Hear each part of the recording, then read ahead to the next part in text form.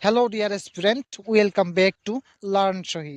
আকৌ এটা নতুন ভিডিঅ' লৈ আহিছো আপোনালোকৰ মাজলৈ আৰু এই ভিডিঅ'টিত আলোচনা কৰা হ'ব অসমৰ প্ৰতিযোগিতামূলক পৰীক্ষাৰ অতি গুৰুত্বপূৰ্ণ 30টা প্ৰশ্ন আৰু আজি হৈছে মক test 4. So without wasting our valuable time, let's get started. The first question you can see, who was the first Governor General of Independent India? স্বাধীন ভাৰতৰ প্ৰথমজন গভৰ্ণৰ জেনেৰেল কোন আছিল?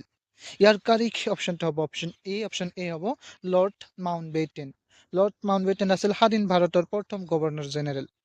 চক্ৰৱৰ্তী ৰাজাগোপালাচাৰী আছিল প্ৰথম আৰু অন্তিমজন ভাৰতীয় গভৰ্ণৰ জেনেৰেল। মনত ৰাখিব এইখিনি। Next question, in which year was the first tea company of Assam established? অসমৰ প্ৰথমখন চাহ কোম্পানী কোন চনত স্থাপন কৰা হৈছিল? ইয়াৰ কাৰিক অপশনটো হ'ব option B 1839। Assam tea company 1839 চনত স্থাপন কৰা হৈছিল। ই আছিল ভাৰতৰ প্ৰথমটো চাহ উৎপাদনকাৰী কোম্পানী। তাৰ পিছৰ question, which planet has the shortest day in our solar system? আমাৰ সৌৰজগতৰ কোনটো গ্ৰহৰ দিন আটাইতকৈ ছুটি? ইয়াৰ কাৰিক অপশনটো হৈছে অপশন বি জুপিটাৰ। অৰ্থাৎ বৃহস্পতি গ্ৰহৰ এদিন সম্পূৰ্ণ হ'বলৈ মাত্ৰ 9 ঘণ্টা 55 মিনিট লাগে।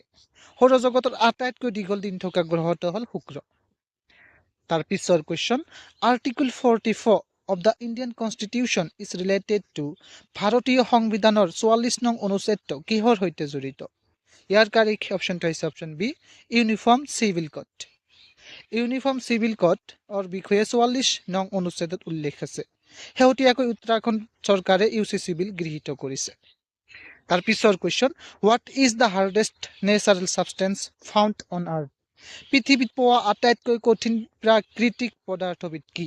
ইয়াৰ কাৰিক অপশনটো হ'ব অপশন চি হ'ব ডায়মণ্ড, অৰ্থাৎ হীৰা।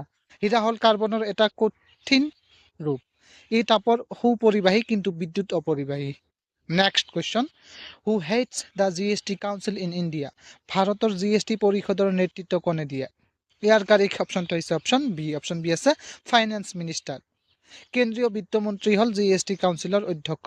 অনুচ্ছেদ 279 অনুসৰি ৰাষ্ট্ৰপতিয়ে এই পৰিষদ গঠন কৰে।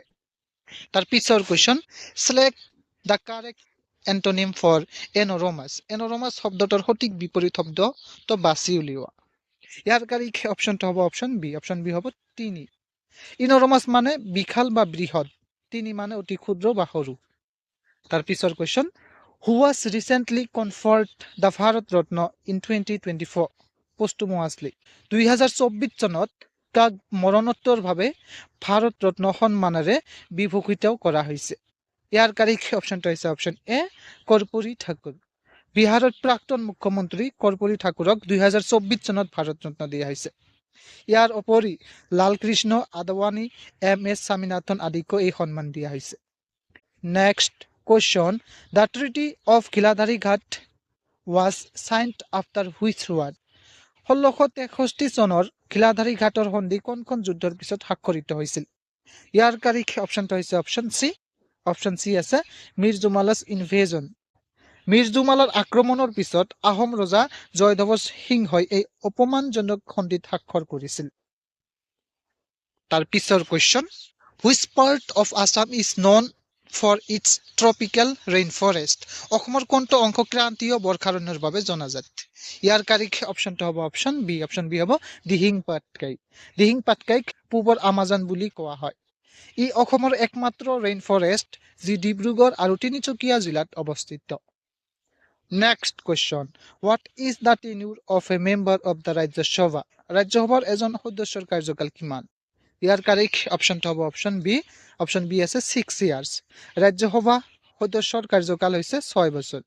ৰাজ্যসভা এখন স্থায়ী সদন, ই কেতিয়াও ভংগ নহয়। মনত ৰাখিব ইম্পৰ্টেণ্ট পইণ্টখিনি ভালদৰে। তাৰ পিছৰ question, the unit of force in SI system is? SI পদ্ধতিত বলৰ একক কি? ইয়াৰ কাৰিক অপশনটো হৈছে অপশন বি নিউটন। বলৰ SI একক হ'ল নিউটন। কাৰ্য আৰু শক্তিৰ একক হ'ল জুল। Next question, fill in the blank. Please dash the children when I am away. ইয়াৰ কাৰিক অপশনটো হ'ব অপশন বি হ'ব লুক আফটাৰ। লুক আফটাৰ মানে যতন লোৱা বা চোৱা চিতা কৰা। Please look after the children when I am away. Next question, who is the current governor of the reserve bank of India? ভাৰতীয় ৰিজাৰ্ভ বেংকৰ বৰ্তমানৰ গভৰ্ণৰ কোন? ইয়াৰ কাৰিক অপশ্যনটো হ'ব অপশ্যন বি শক্তিকান্ত দাস। শক্তিকান্ত দাস হ'ল RBIৰ 25তম গভৰ্ণৰ। তাৰ পিছৰ question, which is the টলেষ্ট building in the world? পৃথিৱীৰ সৰ্বোচ্চ অট্টালিকা কোনটো? ইয়াৰ কাৰিক অপশ্যনটো হ'ব অপশ্যন বি বুৰ্জ খলিফা। বুৰ্জ খলিফা ডুবাইত অৱস্থিত। ইয়াৰ উচ্চতা প্ৰায় 828 মিটাৰ। তাৰ পিছৰ question, who was the first recipient of the মহাপুৰুষ মাধৱদেৱ এৱাৰ্ড? মহাপুৰুষ মাধৱদেৱ বঁটা লাভ কৰা প্ৰথমজন ব্যক্তি কোন? কাৰেক্ট অপশ্যনটো হৈছে অপশ্যন এ ভূপেন হাজৰিকা। প্ৰথমবাৰৰ বাবে 1999 চনত ভূপেন হাজৰিকাক এই বঁটা প্ৰদান কৰা হৈছিল। Next question, which gas is known as লাফিং গেছ? কোনটো গেছক হাঁহি উঠা গেছ বোলা হয়? ইয়াৰ correct option B nitrous oxide. তাৰ পিছৰ question, the first battle of Panipat was fought in? পানিপটৰ প্ৰথম যুদ্ধ কেতিয়া হৈছিল? ইয়াৰ কাৰেক্ট অপশ্যনটো হ'ব অপশ্যন এ হ'ব 1526। 1526 চনত বাবৰ আৰু ইব্ৰাহিম লোধীৰ মাজত এই যুদ্ধ হৈছিল। ইয়াৰ দ্বাৰা ভাৰতত মোগল সাম্ৰাজ্য স্থাপন হৈছিল। Next question, which is the smallest continent in the world? পৃথিৱীৰ আটাইতকৈ সৰু মহাদেশ কোনখন? ইয়াৰ কাৰেক্ট অপশ্যনটো হৈছে অপশ্যন বি অষ্ট্ৰেলিয়া। তাৰ পিছৰ question, the second medical college of Assam was established in? অসমৰ দ্বিতীয়খন চিকিৎসা মহাবিদ্যালয় গুৱাহাটী মেডিকেল কলেজ কেতিয়া স্থাপন হৈছিল? ইয়াৰ কাৰেক্ট অপশ্যনটো হৈছে অপশ্যন বি 1960। GMC 1960 চনৰ 20 ছেপ্টেম্বৰত স্থাপিত হৈছিল। প্ৰথমখন হ'ল অসম চিকিৎসা মহাবিদ্যালয়, 1947 চনত স্থাপন কৰা হৈছিল ইয়াৰ। তাৰ পিছৰ question, what is the minimum age required to become the president of India? ভাৰতৰ ৰাষ্ট্ৰপতি হ'বলৈ ন্যূনতম বয়স কিমান হ'ব লাগে?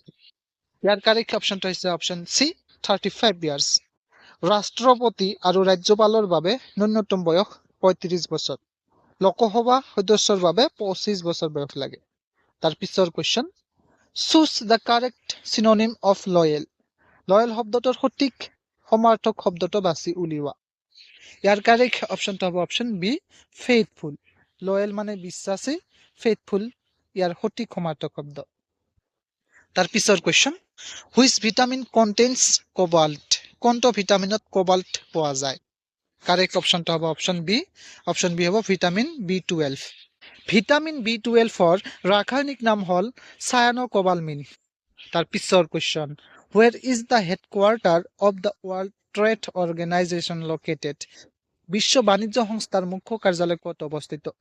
ইয়াৰ কাৰেক্ট অপশ্যনটো হ'ব অপশ্যন বি হ'ব জেনেভা। WTOৰ মুখ্য কাৰ্যালয় জেনেভাত অৱস্থিত। ই 1 জানুৱাৰী 1995 চনত স্থাপিত হৈছিল। তাৰ পিছৰ question, the famous Dandi march led by Gandhiji started on which date? গান্ধীজীৰ বিখ্যাত দাণ্ডি যাত্ৰা কোন তাৰিখে আৰম্ভ হৈছিল? কাৰেক্ট অপশ্যনটো হ'ব অপশ্যন এ হ'ব 12 মাৰ্চ 1930। গান্ধীজীয়ে 12 মাৰ্চ 1930 চনত দাণ্ডি যাত্ৰা আৰম্ভ কৰিছিল। ই আছিল আইন অমান্য আন্দোলনৰ অংশ। তাৰ পিছৰ question, the Tocklai tea research institute was established in which year? Tocklai চাহ গৱেষণা প্ৰতিষ্ঠান কোন চনত স্থাপিত হৈছিল? কাৰেক্ট অপশ্যনটো হ'ব অপশ্যন বি 1911। ই 1911 চনত যোৰহাটত স্থাপিত হৈছিল। ই বিশ্বৰ পুৰণি চাহ গৱেষণা কেন্দ্ৰসমূহৰ ভিতৰত অন্যতম। তাৰ পিছৰ question, what is the official currency of Japan? জাপানৰ চৰকাৰী মুদ্ৰাটো কি? ইয়াৰ কাৰেক্ট অপশ্যনটো হ'ব অপশ্যন চি হ'ব ইয়েন। জাপানৰ মুদ্ৰা হ'ল ইয়েন। তাৰ পিছৰ question, what is the normal temperature of A healthy human body? এজন সুস্থ মানুহৰ শৰীৰৰ স্বাভাৱিক উষ্ণতা কিমান? আপোনালোকে নিশ্চয় ইয়াৰ কাৰেক্ট অপশ্যনটো জানে। কাৰেক্ট অপশ্যনটো হয় অপশ্যন বি 37 ডিগ্ৰী চেলচিয়াছ। স্বাভাৱিক উষ্ণতা হ'ল প্ৰায় 37 ডিগ্ৰী চেলচিয়াছ বা 98.6 ডিগ্ৰী ফাৰেনহাইট। তাৰ পিছৰ question, fill in the blank with correct article. He is dash honourable man. খালী ঠাই পূৰণ কৰা। He is dash honourable man. ইয়াৰ কাৰেক্ট অপশ্যনটো হ'ব অপশ্যন বি হ'ব এন। যদিও অনাৰেবল শব্দটো এইচ দি আৰম্ভ হৈছে, ইয়াৰ উচ্চাৰণ ভাৱেল সদৃশ, সেয়ে এন ব্যৱহাৰ হয়।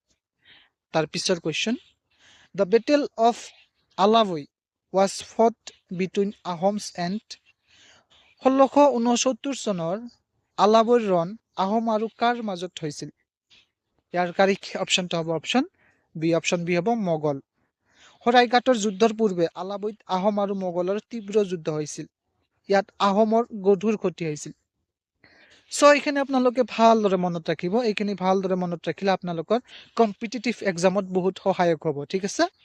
So thank you for watching this video. Keep watching, keep learning.